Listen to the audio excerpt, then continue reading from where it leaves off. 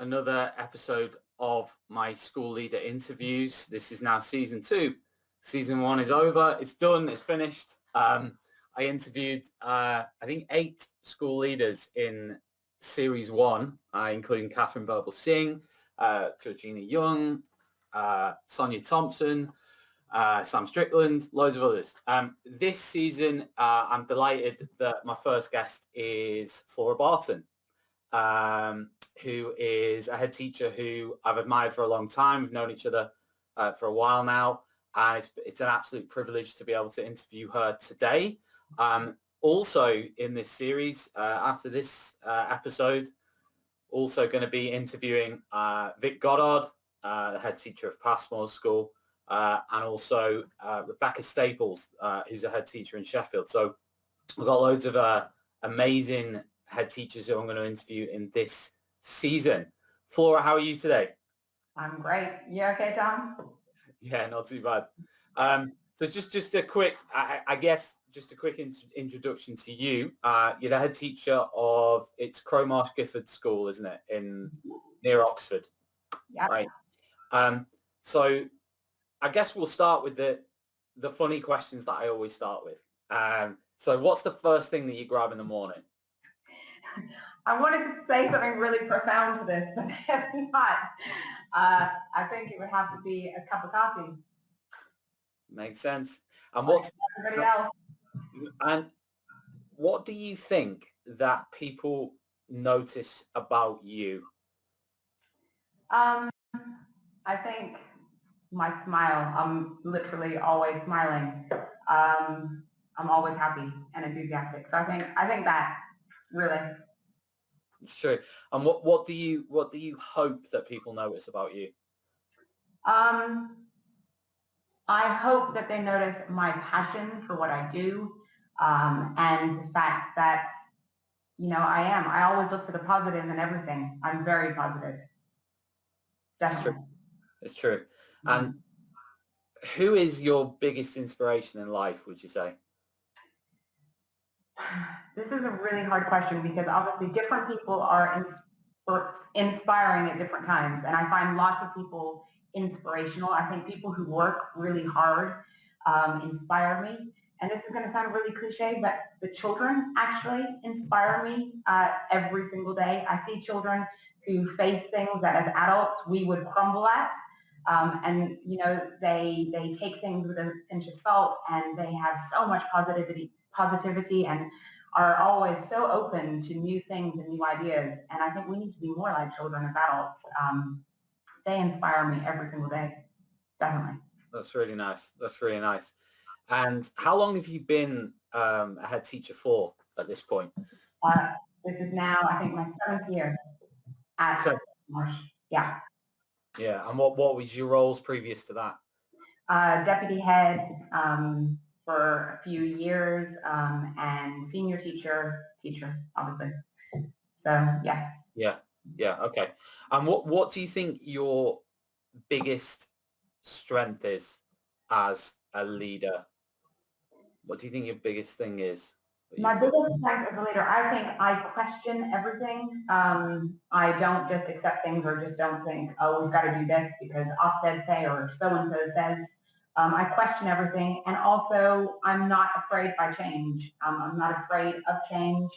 And again, I always look for the positives in things. So I think that for me has been helpful because no matter what comes, no matter what happens, I somehow find positives in everything. True. And what do you think your biggest weakness is, or your fatal flaw? I think I'm going to have to say this, but being too nice. I can be too nice, and I think people very often take my kindness for weakness. But I'm learning not to be. I'm learning to rise like a phoenix. So yeah, definitely being too nice, but that's changing. And how would you, building on that? I mean, how would you say? How does that manifest itself in the day to day? That weakness, that fatal flaw. How does that manifest? I think So saying that I'm too nice, obviously it doesn't stop me making the difficult decisions. Obviously I have to make difficult decisions every day in my job. It doesn't stop me from making those decisions, but probably people, I think, often I think it's often maybe a bit of my vulnerability is my niceness.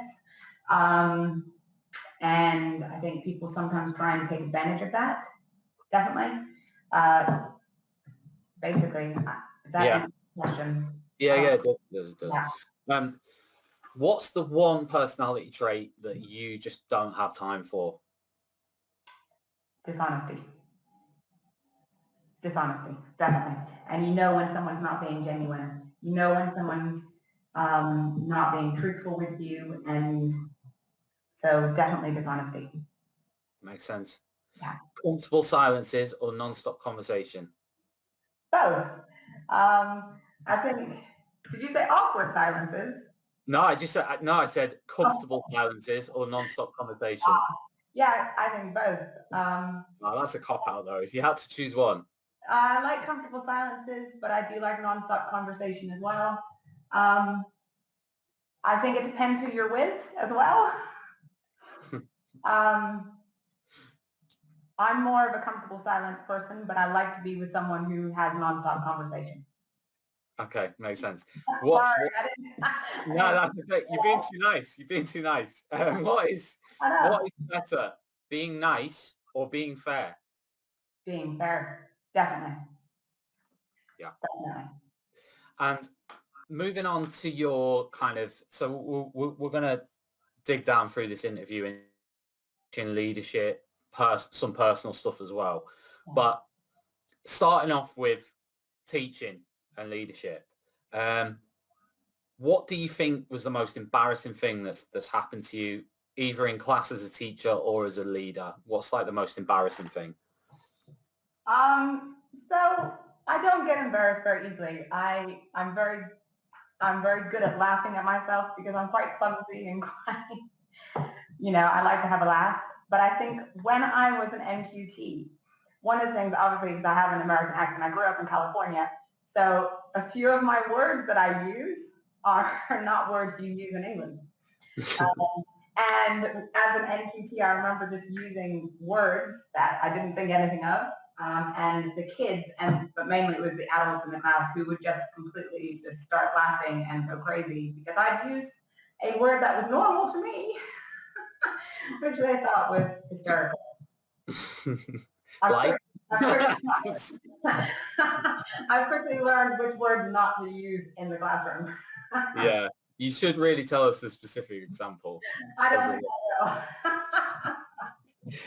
I will. And then leading on from there, what was your worst day as a head teacher, do you think? Oh, I've had a lot of bad days. I think my first day as head teacher, I will never forget. I think when you come in as a head teacher, everyone expects you to know everything, to know how to plumb, to know how to fix drains. And my first day as a head teacher, I almost lost a child. That was the first thing that happened. They almost escaped the building. 4 years old. And then I almost had to shut down the school because our drains completely all backed up and no toilets were working. So that was fun. And I remember at about 1 o'clock, I went into my office, closed the door, put my hands on my head and thought, what am I doing here? What on earth have I walked into? That was a pretty tough day. And it's all going downhill from there. No. It's been great. Headship is a great challenge. I love it. I do love every day because no day is the same. When you're hiring teachers, what are the things that you look for and who are your perfect candidates? Definitely people, first of all, who you can feel their passion for wanting to come and be with children and work in a school. Someone who's willing to be open about their mistakes. So we have very odd questions, but lots of questions about mistakes and resilience and things like that. So we're looking for people who are open to making mistakes, learning from their mistakes. And the key thing is learning, wanting to learn, wanting to be challenged and wanting to find out more about their role, but, stepping outside of their comfort zone, really. Makes perfect sense. And what's to you now? What Yeah. is like the worst thing about UK education at the moment, would you say? Oh, so much going on at the moment in education, so much change, so much that needs to change. And I think this is my opportunity to say that actually now, coming out of this pandemic and seeing how schools have coped with so much change and teachers have coped with so much change has been incredible. And I think now is the time for the education system to change and for us to make some radical changes now more than ever. Especially with the testing, the way we test children, everything. We just need to have a complete rethink of what the purpose is of education. What is our goal with these children? And what are we going to do to make sure our schools deliver that? It needs to change. And now we've got the perfect opportunity, definitely. We have. And do you think anything will change? I think we need to make it. I think if we stay silent, it won't change. But I think as a collective and as an educational body, teachers, head teachers, leaders, everybody, I think we all need to make sure that it does change and make sure our voices are heard. And now is absolutely the time, definitely. Spot on. And where's obviously you've been a school leader now for a while. So where do you think that new leaders go wrong? I think new leaders go wrong in not being open to sort of talk about their mistakes. I think very quickly people want to pretend like they have all the answers. Nobody has all the answers. And very often I see leaders, not just head teachers, leaders in all leadership areas, come in acting like they know everything, acting like they have the answers to everything, and we don't. No one does. And I think a leader needs to make sure that they have people they can ask questions and be open about wanting to ask questions and wanting to learn. I think that's really, really key, is someone who is not afraid to own their mistakes, so admit that they've made a mistake, and be able to ask questions about everything, because we're all learning. You know, no one has the answers to everything, and we are all learning. And I think that's a huge mistake that a lot of people make. Absolutely. But how would you say someone can combat that? I mean, you know, the desire to look good, or the desire to be as good as other people. I suppose some might call that imposter syndrome, or, you know, I mean, how do you combat that? I think it's probably about us as a whole as well. Again, going back to this collective idea of making it all right for people to own their mistakes and not jumping on people and not judging people for mistakes they may have made, but actually being open. And I think all of us need to stop judging people. That's one of the biggest things I think I keep seeing is where people talk about others and judge people when they actually don't know anything about them. Yeah. And I think it's definitely about making sure that we allow people to make mistakes and we allow people to ask questions without judging them. I like it. And, you know, what percentage of you in work is an act? When I'm in work, I have to say, and through everything I know that you're about to talk about with me, I am myself in work. Work has been my safe place. Work has been my favorite place to be. Obviously with my children, my own children as well. But being at school and being with the children that I teach and with the staff and team that I have, that is my favorite place in the world to be, because I'm so happy there and I love everything I do. And I think they see the true, genuine me. Yeah, I'd agree with that from visiting the school. Who has the hardest job in your school? At the moment, the cleaners. Anyone cleaning the school. Yes, they have a really tough job at the moment. And I think me being on top of them every day at the moment isn't helping either. But they definitely have the toughest job. But also, I think anyone in the office, because they have to field everything. They have the parents calling, and if parents are angry, they're the first ones that they get in touch with. So also everyone in the office who are fielding calls and fielding parents, stopping parents from seeing members of staff, they're on it every day, definitely. Just to touch on the whole, I mean current like COVID-19 thing. Yeah. How are you setting up your school then in September? I mean, how are things being set up in terms of class numbers and moving around the school? What are the things you've got there? So I think we're going to try and keep it as simple but as safe as possible. And I think what we're going to do is just go with the 30. So the 30 is a bubble. Each class will be its own bubble, and everyone will sort of maintain their own little bubble and be self-contained, and then just minimize the traffic through the school as much as possible. Makes sense. And then keep it as normal in the classroom for the children and staff as possible. Yeah, and then presumably if there's any symptoms or any issues there, then immediately that bubble goes home. So the class is going to go home? Yes. Yeah. Before we move on to the more personal stuff, where do you see yourself in 5 years professionally? Goodness. I don't know. It's hard thinking about, a lot of people have asked me this. It's hard thinking about moving on. I think thinking about going into a school and starting all of this all again, I just think, my goodness. But I don't know. I'd quite like to, and I tell a lot of people this, I'd quite like to get into politics in some way to make a real change in education, because I feel like we're all talking, everybody's talking, and no one's really being heard. And we keep having these people, MPs and, all these people dealing with everything in education who actually haven't been in schools, who haven't had the real experience of being in state schools, and having that real experience. And I think we need to get people in who do.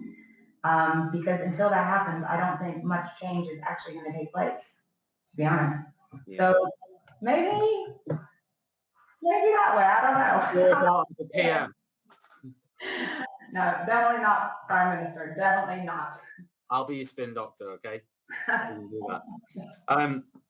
You've started to open up on Twitter in the last couple of weeks, and I know that I came to interview you last October, and we never actually got onto the interview because I started asking you questions that I didn't expect to hear the answers that I got from you, and I think you then were thinking, what's going on here? Why am I talking like this, and so on. So you put out a tweet recently. This is probably about a week or two ago. When I reflect, it's honestly a miracle that I've survived. I'm here in both body and mind. Many days I thought that was it. My life was over. My light will never burn brighter. No one can dim my light. No more fear, just freedom. Now, obviously with the follow-up tweets, we have more idea. And I've obviously talked to you at length about this, more idea about what this is about. But do you want to just tell people from the top, what your tweets recently have been all about? So my recent tweets have been about my marriage that I've had since the father of my children, who I was with since I was 18 years old. And basically for 22 years, I have been physically, verbally, emotionally, sexually, financially, you name it, everything, abused. So it's been a pretty tough road. But essentially what I was saying is I've lived two lives. I have my life at school, and thank God I was able to work. That is my one thing. I just think that the opportunity I had to be able to work and to focus on my career, thank God. But I did have two lives, my work life, my children, and then this.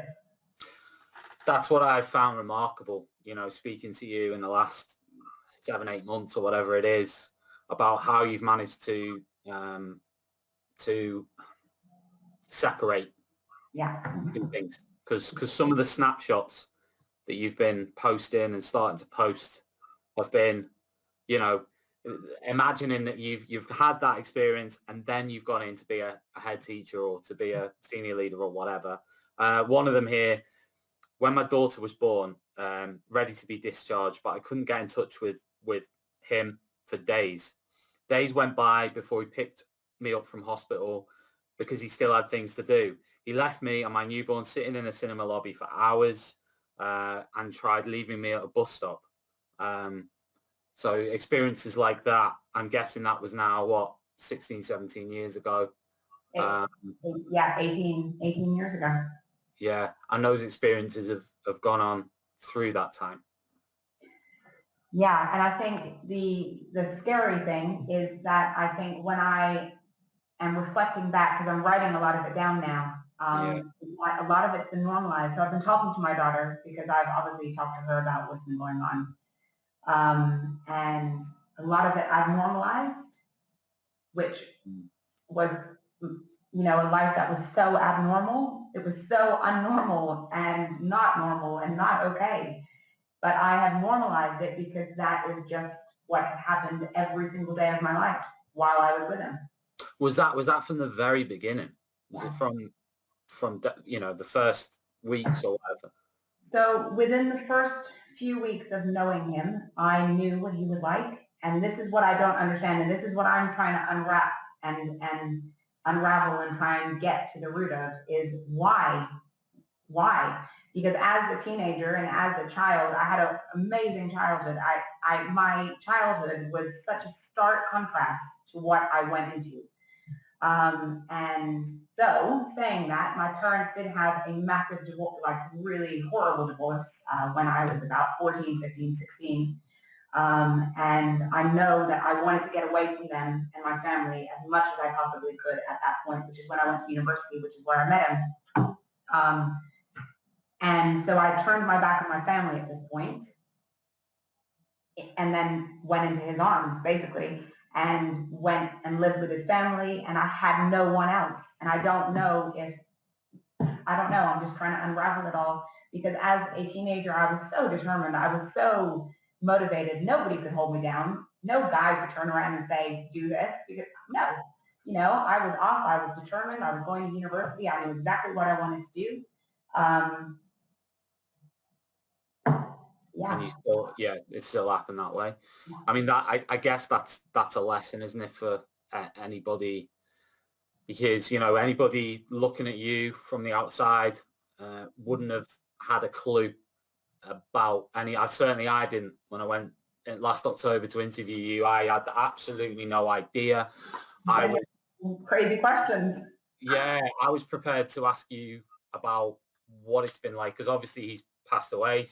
Yeah. And I was going to ask you a question about that. And from my perspective, I was very much on the line of how have you got through the bereavement process? And then obviously as we started to talk more, it changed. And so, I mean, that must have been hard in school in the last couple of years since that incident. Yes. And this is what has driven me to talk about it, because my whole life, it was all about hiding what was going on through embarrassment, but hiding it because I was scared to death for my life and for my children. And he would never hurt the children. It was always me. But the fact that he would threaten to take my children away from me. And I believed everything, and I believed he was indestructible and he could do anything. Therefore, it was about survival every single day. But when he passed away, everyone kept, because I was in work basically the next day after his funeral, and everyone said, you need to take time off. You need to take time off. And I'm like, I don't. I'm great. I'm really good. And no one understood this. And then I thought, I need to act like a grieving widow. This isn't right. But then I thought, I can't continue this up. It was so draining. It was so tiring, and I was so tired. And so I did open up to, people in work to explain this is the situation, because I couldn't keep the act up. And I only opened up to my family last week. So after 22 years, I finally opened up to my mom, my dad, my brothers, my sister, And that's why I'm now out on Twitter, because I don't want to be silent about this anymore. I have been silent for 22 years defending someone, and his funeral, when I went to his, when I did the funeral, I was defending him and I was always protecting him. And I did that for the kids. But why? Why? When no one's defended me, no one has known about anything. If they had, of course they would have defended me. Of course they would have been here. And I think that's the biggest thing that I'm struggling with now is the guilt of, I think so many, I couldn't have friends. I had to push everybody away. Anyone who asked questions, I had to push away. Anyone who got too close, I had to push away. I had to keep at a distance because it threatened my security. But I did have some really good friends who stayed with me, who I'm still friends with now. And when I told them, they said, we knew, Flora. We actually knew what was going on, but we didn't know the extent of it. But we knew that you were always, you knew that we were here if you ever needed us at any point. And one of them, actually, I did end up going and staying with that first time I called the police. I ended up staying with her for a couple of nights with my daughter. But thank God they were there, and I did know that they were there. But I feel guilty about people like that who have been in my life, but I've kept things so hidden and I've played the part so well that I've lied. I've been lying. I've been a fraud. That's not true. That's not true, though. I know it's not true. You've been protecting, from my perspective, you've been protecting yourself and your family, But it has. It's all been about survival, because every day it was about just getting to the end of that day. Just getting to the end of the day. Yeah, exactly. I know one of the things that you talked about on Twitter is the physical abuse that you endured, and I know this is something that a lot of women go through. There might even be women who watch this even now or later on who, and we're talking about teachers. We're talking about teachers who you wouldn't have a clue about this kind of thing. And my questions are: when did it start? How did it go on? How long did it go on for? And what triggered it? What kind of things triggered it? And can you give any examples or anything that where, and your reaction to it? Like how did that play out? So the physical started quite early on. Again, I knew what he was like within weeks of meeting him. And somehow I always made excuses for it. He never apologized, by the way, ever, for anything. He never apologized after anything happened. But what you learn very quickly is that actually if you try and defend yourself, if you try and kick him off or try and push him off or try and say no or try and stop him, it makes the situation 10 times worse. So you learn over time to just be submissive, to just think in your mind. It's basically the power of your mind is incredible. And that's the one thing that I've taken from all of this is how incredible your mind is. And actually you can take yourself to any place, anywhere, while anything is happening to you. And I think I would just sit there, be submissive, and just in my mind take myself somewhere else and think, just please let this be over quickly. I think the times when, I thought it would be over is whenever he would strangle me. That would be the worst, because I would lose, my bearings. I would lose things, and I think that's kind of when I would suddenly think about my kids and think, oh my God, what's going to happen? But the thing is anything could escalate to that point, and it didn't take anything. He used to drink a lot. That made things, again, a lot worse. But it didn't take drinking for him to suddenly switch. Yelling was a part of every day. Every day there was yelling. That was normal. And this is the thing that was normal to my kids, the yelling, which is why when he said to them, I was having this conversation with my daughter last night about the fact that when he said to the kids, go downstairs, they just heard yelling and throwing things and things crashing. And they thought it was normal because he always yelled, he always threw things, he always got angry. So they didn't realize that when they were sent downstairs, instead of him throwing other things, he was actually hurting me. They didn't know that because it had become so normal for these things to happen all the time anyways. And suddenly it dawned on her, she said, every time we went downstairs, that was happening. I was like, yeah. And she didn't know, and this is the thing, I played it so well. All it was about protecting my kids, making sure my kids didn't know what was going on, making sure my kids had a amazing bubble Mary Poppins life. That's what I wanted, and that's what I focused on. And every moment I was at home, I would spend on making sure that they were doing things and having a great time and having a wonderful childhood. That was my focus. And so she said to me, Mom, I didn't know any of this was happening. I knew that he yelled and I knew he was angry all the time, but I didn't actually know this was happening. But she said, now that you've told me, it all makes sense. And I think for me, that was kind of you can't hide it. No matter how hard, you can't hide it. No matter how much of a great job and how fantastic you are at doing it, there's no way to hide it. And it wasn't okay. None of it was okay. And I know that now. I knew that at the time. This is the thing, is I knew it wasn't okay at the time. Yeah.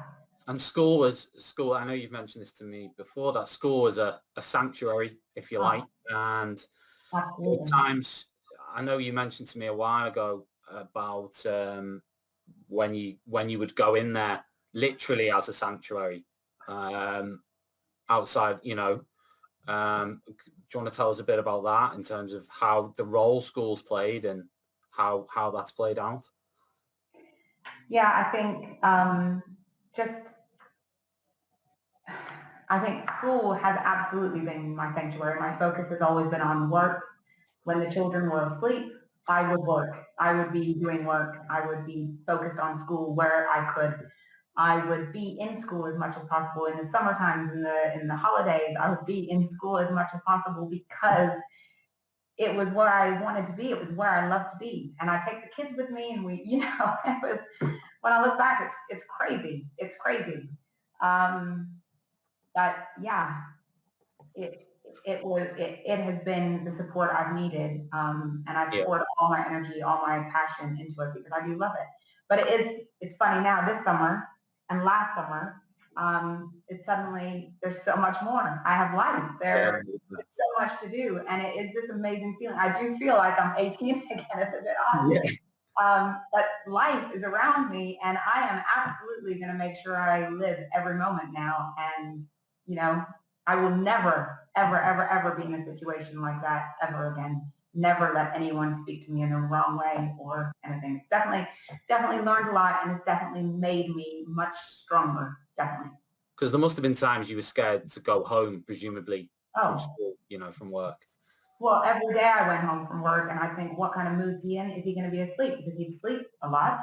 And if he was asleep, we couldn't make any noise. We'd have to come in and be absolutely silent, because if anyone woke him up, he would wake up roaring.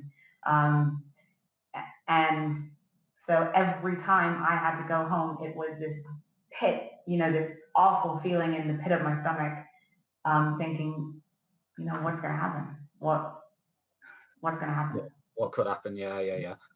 And I know a big theme in a lot of the tweets you've put out has been this idea of control.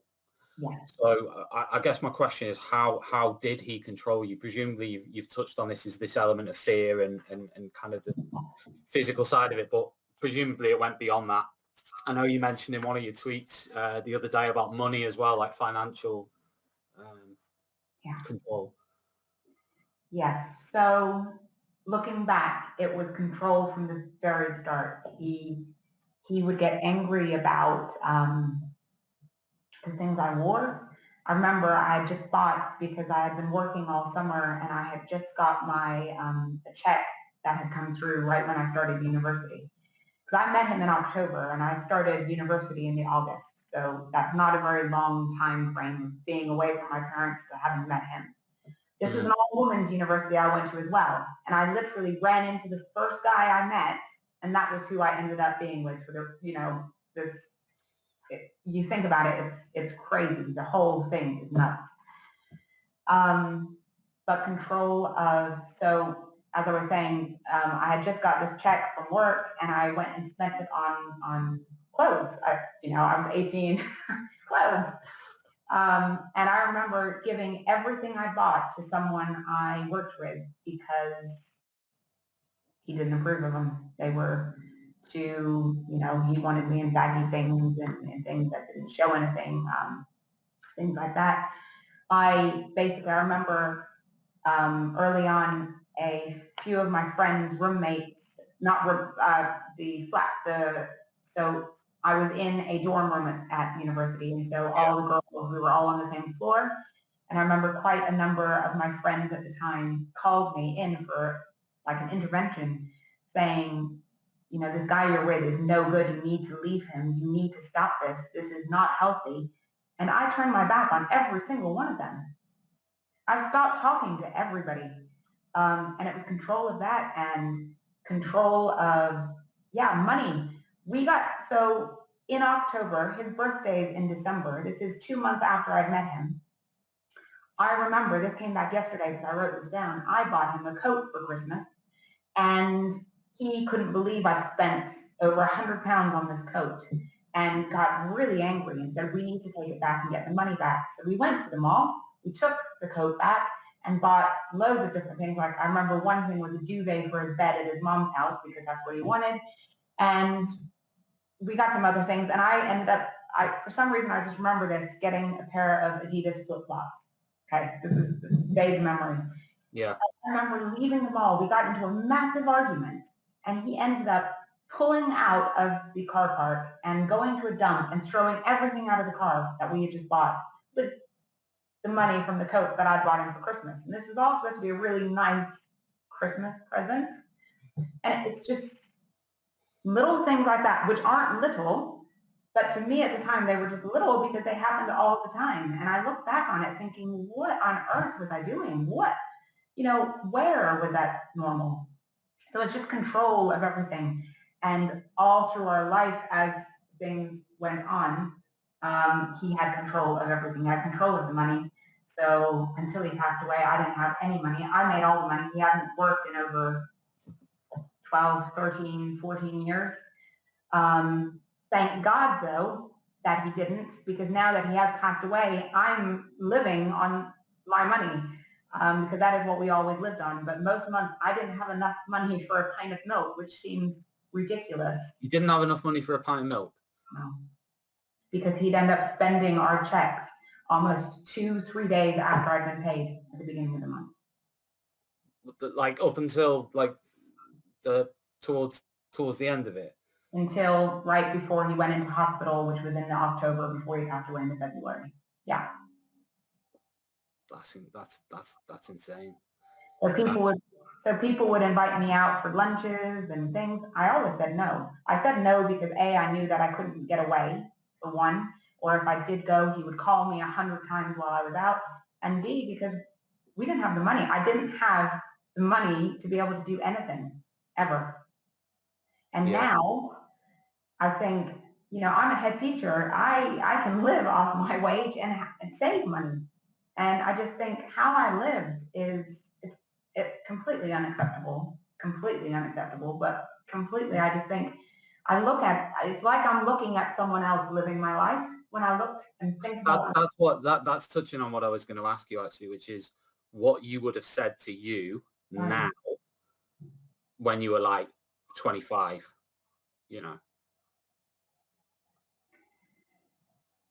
I think it's a really difficult question, because the thing I think about is it wasn't even love. I didn't love him. It was not love. It was an obsession. It was this thing, I think, in my head that my parents had had this massive divorce. And I remember my mom always saying this thing to me. She used to say, after this divorce, after this massive divorce, and she used to say, don't marry for love. Don't marry for love. And then it almost forced me to go and find someone which I knew they would disapprove of. It's when I can't really It explain was it. rebellion, but I suppose my point would be like, why do you question now, like why you didn't? Obviously, we talked about the control, the coercion, everything. Yeah. But do you ever question why you didn't leave, like pre, your kids and everything? I think pre-kids, I was scared. I was terrified of him, even pre-kids. Within the first couple of weeks of knowing him, I was terrified of him. But I had nowhere else to go. I turned my back on my parents. I couldn't call them and suddenly say, you were right, please take me back, because I wasn't going to do that. And this is what's so weird to think about, because as a child and as a teenager, and I'm not just saying this, but I was a really good girl. For some reason, I had a really high moral, just everything. I wouldn't drink. I've never done drugs. I still don't drink now. I mean, people are trying to force me to drink. And sorry about that. Yeah. And I always had, I was always knew exactly what the right thing to do was, and I would never do anything wrong. And I never asked for anything from my parents. And I was really good until I turned 18 and went to university. And suddenly I had this thing where I thought, I'm not going to give in to you guys anymore. I'm not going to be the perfect child anymore. And then I met him and it all went downhill. And I don't know. I think it is. It's the minute someone starts controlling any aspect of your life, anything, from whatever, however small it is, the clothing, anything like that, you've got to get out. No one should control anything that you do. If someone cannot be with you for who you are, what you believe, how you dress, the way you are, absolutely, you should not be with them, and that should be the big red flag. No matter how hard it is at the time, it's not okay. It's not okay. What's it been like starting to open up about this, and what have people's reactions been in terms of whether that be other people on social media, school community? You mentioned that you talk to your family. What's people's reactions been? So, as I said, yeah, I opened up to my family last week. That was the biggest thing that I was so worried about. I was so worried about telling them. And I called them and did a FaceTime, because most of them are in America. So I did a FaceTime with all my siblings and just basically told them. And I think they knew. This is the thing. No one liked him. Nobody liked him. No one wanted to be around him. They all knew he was a bad guy, but there was nothing they could do. But no one knew the extent. No one, because I played such a good role in it, everyone thought they were judging him wrongly because I played such a role. And because I kept protecting him, and because I always made excuses. So last week for me, a huge weight was lifted, because I suddenly had told the people who I wanted to tell more than anybody in the world. And I felt bad because, again, this is me feeling guilty, but I felt bad because I was telling them, and especially my sister, I think she took it really, really hard. Because I think ultimately they knew, but they didn't know the extent of it. And they felt like they should have done something more. But the thing is, which I keep saying to everyone, there's nothing you could have done. When someone's in that situation, they feel like they absolutely cannot get out for fear of their life. There is no escape. There really is no escape. So with that in mind, what were your survival or coping strategies mentally with the fact that you didn't talk to anybody? What was going on in your head for all these years? How many years are we talking? 20? Well, 20 years. 20 years. Yeah. 20 years every day. How are you reconciling your life experience that you're having with reality? How are you actually doing that in your head? I think it was always, for me, if you woke up in a good mood, it was a really good day. And I think I always clung onto whatever positives I could have. And I always knew in my head something better was going to happen. I would get out of this. And I just had to hold on until then. And in my mind, this is because people say, you're so brave to have gotten out. I'm not, because the only way I got out was he passed away. So I didn't get out. My escape plan, this is going to sound crazy. My escape plan was waiting for my son, who's now 12, to turn 18. Because I knew once they were both 18, they would be in university, they were safe, and he couldn't take them away from me any longer. He couldn't control their passports. He couldn't control them. And that's what I was waiting for. That was the thing. That was the escape plan, yeah. And so in my head, I always thought, you are going to get out of this. There is an end point. There is a light at the end of the tunnel. You will get out of this. You will. And that was, it's crazy, I know, but that is what I kept thinking. I thought, you will have another life after this. And you just have to just hold on until then. And you've started to open up. You've started to write about your experiences, and I think you do have some plans, don't you, to maybe publish something about this? Yeah, it's crazy because the more people I talk to about it, the more people I tell, the lighter I feel. And I've had a couple of people, going back to what you'd asked earlier, I've had a couple of people who knew him come back to me and say, be careful, or you shouldn't do this because he's now dead and he can't defend himself. And the thing I keep thinking is, I couldn't defend myself for 20 some years. I had no way to defend myself. I had no voice, literally. I would come inside into the house, have no opinion. If I started getting passionate about something or excited about something, he'd say, calm down, tone your voice down. So I couldn't have an opinion. I was this submissive person the minute I walked into my house. And when people say he can't defend himself or, whatever now, I am here. I'm telling my story. Every time I tell someone, I feel so much better because I'm not hiding anymore. I hid for 20 years who I was and what I was going through. And the more people I tell, also I feel the more people I might be able to help, or maybe be able to help people realize that you don't know what's going on behind closed doors. You really don't. And people are really good at hiding what is actually happening. Yeah. Well, 100%, because as we've already said, you are a very, very successful person, within anyone's remit of judgment, so yeah, people don't know. Sorry, just to say that was the key thing. I was so focused on my career because I knew that no matter what happened, I had to be able to, whenever I did get out, be able to take care of myself, take care of my kids, and be financially secure. So my whole focus, I love education anyway, so I was passionate about everything I did. But that's why I was so focused on my career and so determined to achieve quickly. And why I'm always so passionate about my work, because that is what kept me alive. That's what kept me going. That's what kept me excited day to day. Obviously my kids, obviously, but that was what got me through, truly.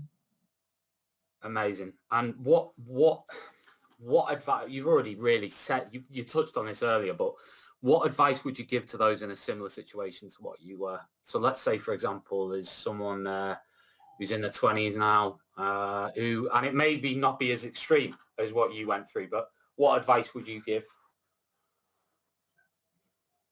That there is a way out. There is, no matter how much you think that there isn't. I think when you're in this situation, it's so difficult, and it's really difficult to explain. When you're in such an extreme situation, you honestly don't feel like there's any way out.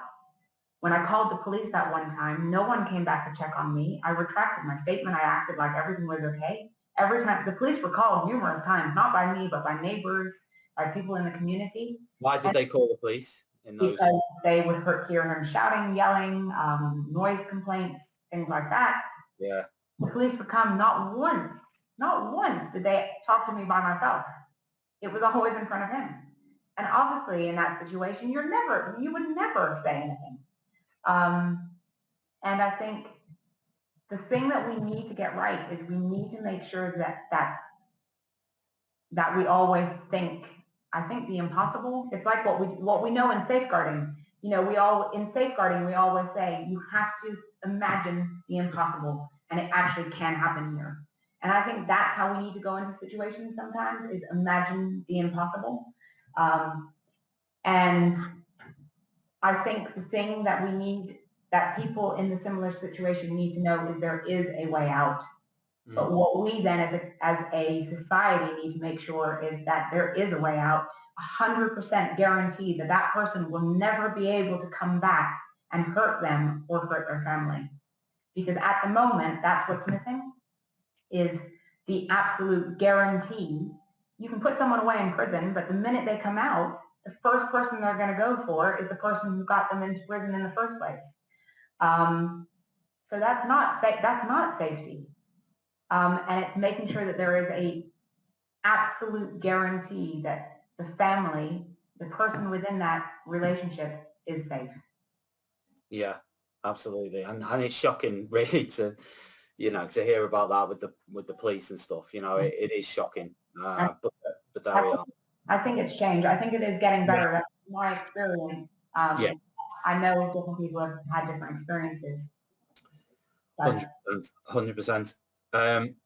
Listen, just to conclude, you are brave, you are courageous, you're one of the best people I've met probably in my life in terms of what you've been through, your authenticity, overcoming the challenges, being successful in the face of all this. So all this stuff about feeling guilty about not telling people whatever, to me that's not, I mean, it doesn't even, you've got nothing to be guilty about,